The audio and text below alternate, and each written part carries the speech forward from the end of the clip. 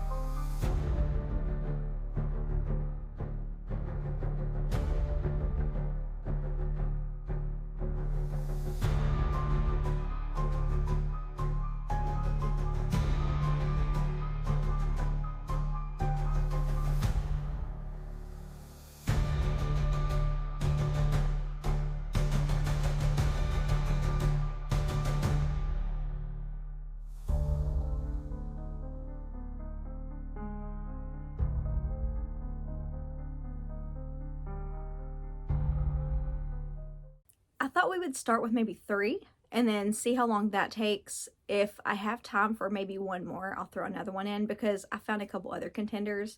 We'll see. Also, the books that I picked, I don't know anything about. And I'm not going to read the synopsis or anything because I wanted to go into this literally just judging covers.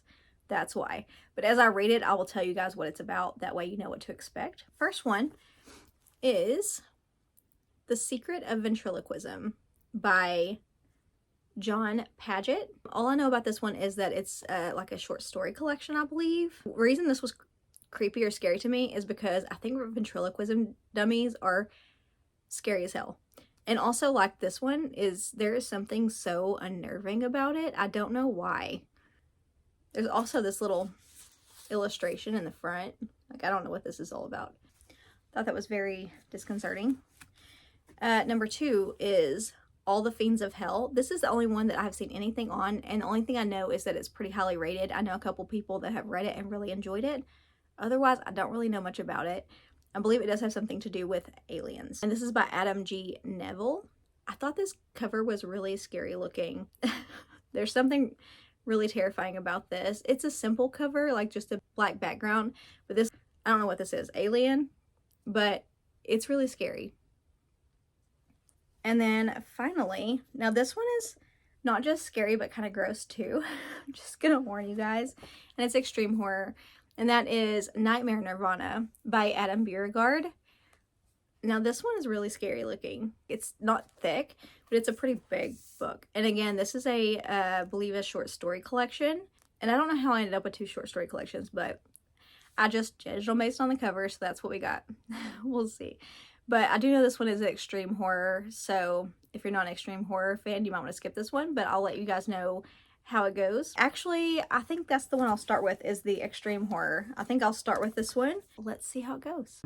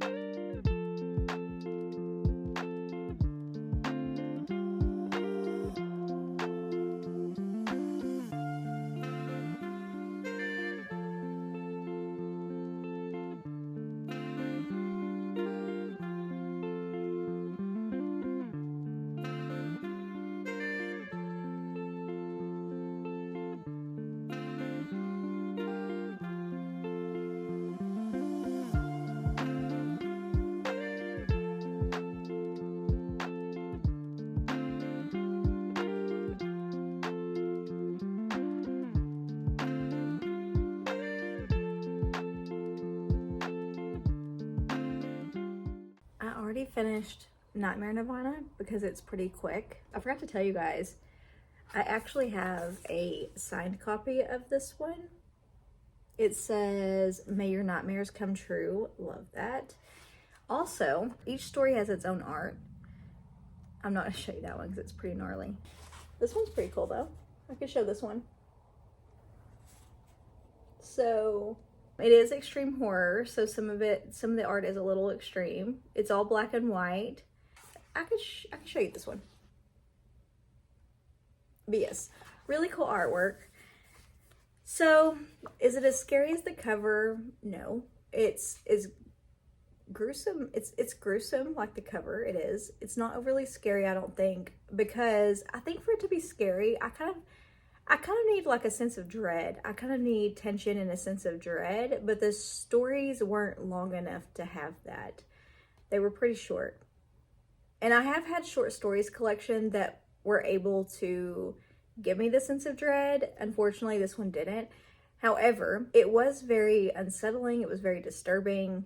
Like I said, it was extreme. So you did have gore. There was some really wicked body horror in this as well.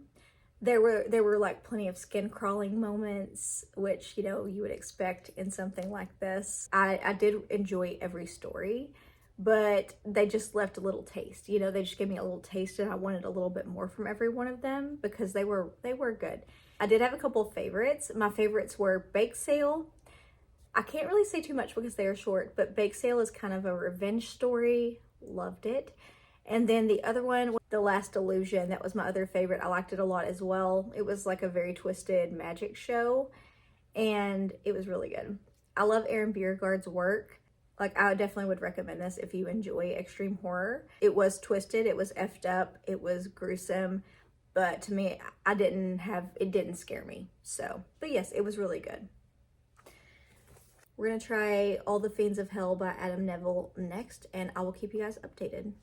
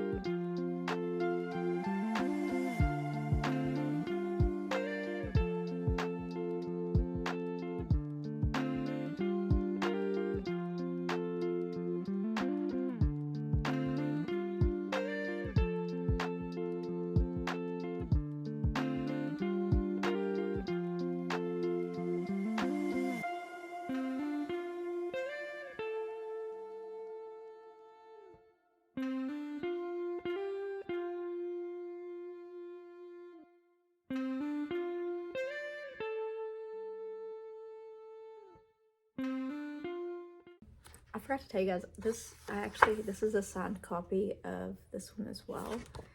I'm getting fingerprints all over this thing, but I'm about 30 pages into this, and it's very eerie. The main character is Carl, and Carl Carl's been sick. He's had like some sort of flu or something. Like he's had flu-like symptoms.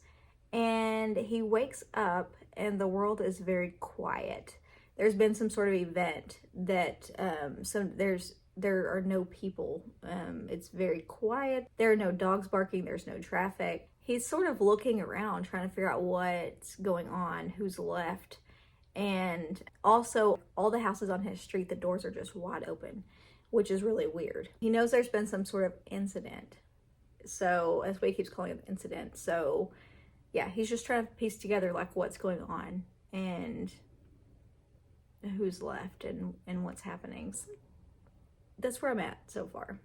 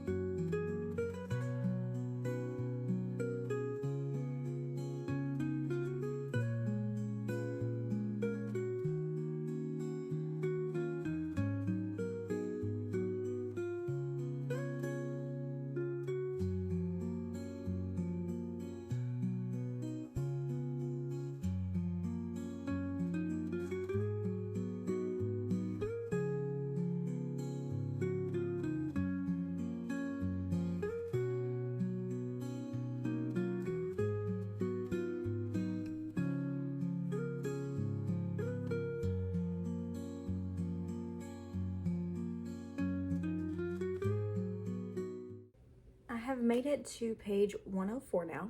So yes, this is very, very creepy.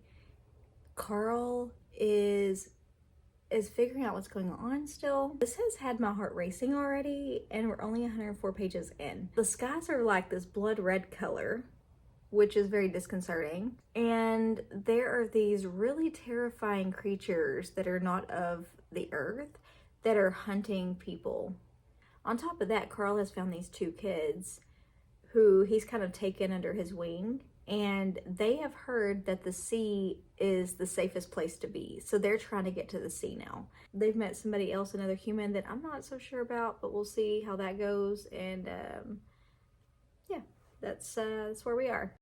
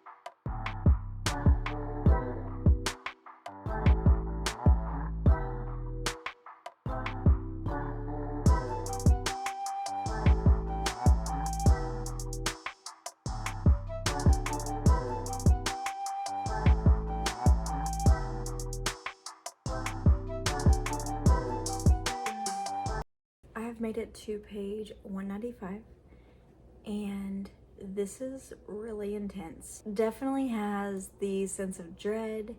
It's very intense. Like I said, it's very creepy. There are definitely some terrifying villains, both human and non-human. That's all I'll say about that.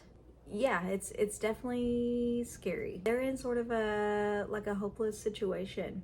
It's apocalyptic horror. I don't know if it's considered, I never know the difference between apocalyptic or post-apocalyptic. But anyways, it's like apocalyptic horror. Things are pretty bleak because it just feels sort of like a no-win situation. It feels so hopeless, and the world, like, it's so quiet. It's just so intense. There's so many heart-racing moments, and there's so many like just intense moments that have me like holding my breath and like so badly wanting them to get out of these situations. Apocalyptic horror and post-apocalyptic horror both are new to me. It's a brand new genre that I just recently started reading, like within the past couple of months, and I'm pretty hooked on it. I really have enjoyed it. It's really, really scary. I just can't imagine being one of the last humans on Earth and not having access to things. Like, if you think about it, not being able to, not knowing where food's going to come from when it runs out, and not knowing how to get medical help. You know, if there are no people left that are medical professionals and things like that you don't think of until you need it. You know what I mean? But yeah, it's really bleak. Unfortunately, I am gonna have to stop reading for the day. I don't want to, because it's at a moment that like I have to know what happens, and I so bad want to know what happens. I may read more tonight, but even still, I probably won't update you until tomorrow. I don't know if I'll read any more tonight or not. I do have things. I have to pick up kids, and we have like gymnastics and stuff, so we'll see. But yeah, it's really good. I love this book, but I will update you guys later or tomorrow. It is the next day. I did stay up last night and finish all the Fiends of Hell. I couldn't wait until today because of where everything was. It's one of those books that, like, because of everything that's happening, and especially where it left off, I had to know how things were going to get resolved. I had to know how things were going to end, or if it was going to get resolved and all that. And I won't tell you, obviously, but I just had to know. I had to. This is so good. So freaking good. I so enjoyed this book. I would say yes, it is as scary as the cover. I did find a scary book. To me, this is terrifying. I can't imagine being hunted down by these things. I can't imagine being one of the last humans on Earth. And especially like in Carl's position, he has taken these kids under his wing that he doesn't even know these kids. Like, he just found them, and they didn't have their parents, and they were just on their own. And they're 6 and 12, I believe, were their ages. Like, it's a brother and sister. Brother's older. And he just took them under his wing because they were alone. And Carl doesn't have kids of his own. He just saw them, and at first he really didn't want to, but he did. But not only is he taking care of himself and trying to survive, he's literally in survival mode the whole time, and so are these kids. But yeah, he's surviving and trying to literally just stay alive, and then he's trying to keep these kids alive as well. But I don't know what I would do in that situation. I really don't. I think I would be doomed, honestly. I don't know that I have the survival skills it would take to survive something like this. It would be so scary, and this eerie silence of nobody being left, and everybody is just gone, and there are no animals left, there are no people left. It's so quiet. They're just hunting the people that are left, and they're so freaking scary. And then there's this red, like I said, the sky is glowing red, and that's really scary. The whole time they're trying to get to the sea, and because the sea is supposed to be the safest place. Is it safer? Is it not safer? You know, they don't know for sure. Like, they're just trying to get there. They don't know. They don't know what to do. They're just regular people trying to make it. And these siblings, I love their bond too. and just trying to take care of each other, especially the boy, like just trying to take care of his little sister and keep her safe is really sweet. And they're written like kids, like they're not, I say that about kids all the time, like when I'm reading kids, I either love reading about kids or I hate it. In this case, I loved it. They were very believable.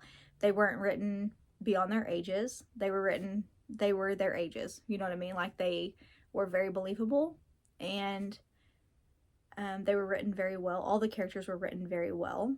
The plot was very well developed. It was very well put together, I thought. I don't have a lot to compare it to, like I said, for this subgenre. Apocalyptic and post-apocalyptic horror is something very new to me, so I don't have much to compare it to, but I freaking loved this.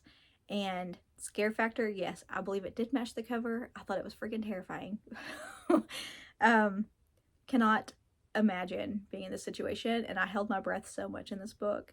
And I told my husband at one point, I was like, I have to know how this ends. This, like, I could not put this book down. I had to know how it ended.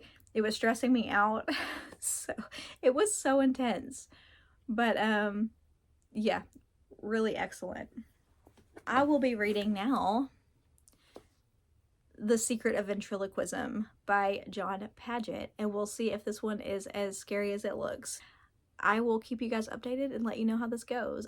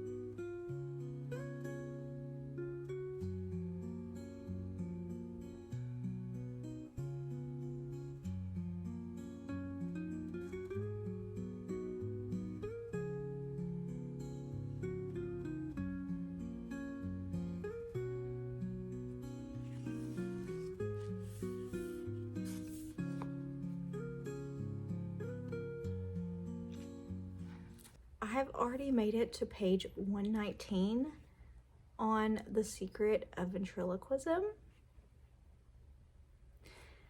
It's not scary yet. It's more just fucked up. It's more like a mind fuck. You know, it's just, I don't even know how to explain it. It's really weird. They're short stories, but they're not small, like they're kind of longer short stories in a way. like, I think there's only been 3 so far, and I'm on page 119. But yeah, it's a mind fuck. And the one that I just read was the one about 20 simple steps to ventriloquism. But the way it was written, I don't even know how to explain it, but it like started as like you're learning how to do ventriloquism, and by the end of it, that's not really kind of how it turned out. But the way it was written was like a kind of a slow descent into madness, but it was written in the second person, so it was like they were speaking to you, so it was like you were slowly going mad, is the best way I can explain it, but I don't even know how to explain it. It's just such a mind fuck. It's really weird. It's very sinister and unsettling. It's very odd. I love the way it's written. I have a thing for weird horror anyways, and this is definitely that. It's not scaring me, but it is very unsettling like this. So yeah, the cover does match that as far as that goes. It isn't overly scary though so far, but it's very weird. So I will keep you guys updated. Okay, so listen to how this story starts. I'm just starting another short story in this book just so you can see like how this goes. At first, I couldn't get the fucking skull to stop screaming no matter what I did. But you don't want to hear about that. You want to know why I killed him. So weird. Yeah, I can't wait to see how this one goes.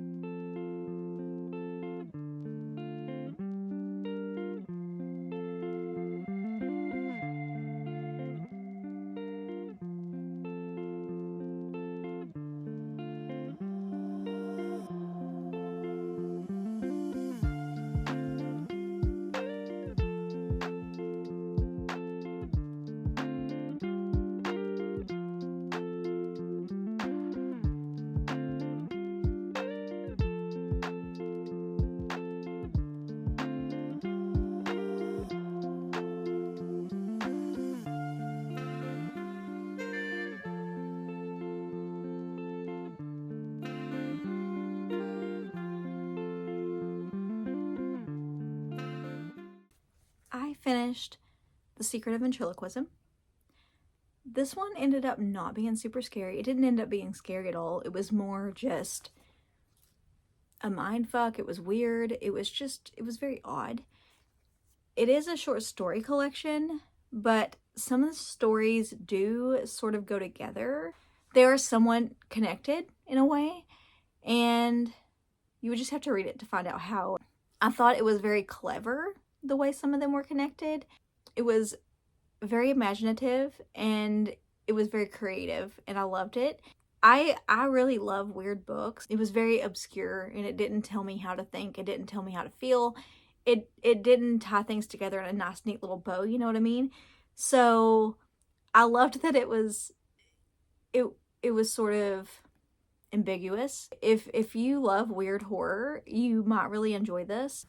All 3 books that I read I would definitely recommend. All 3 of them.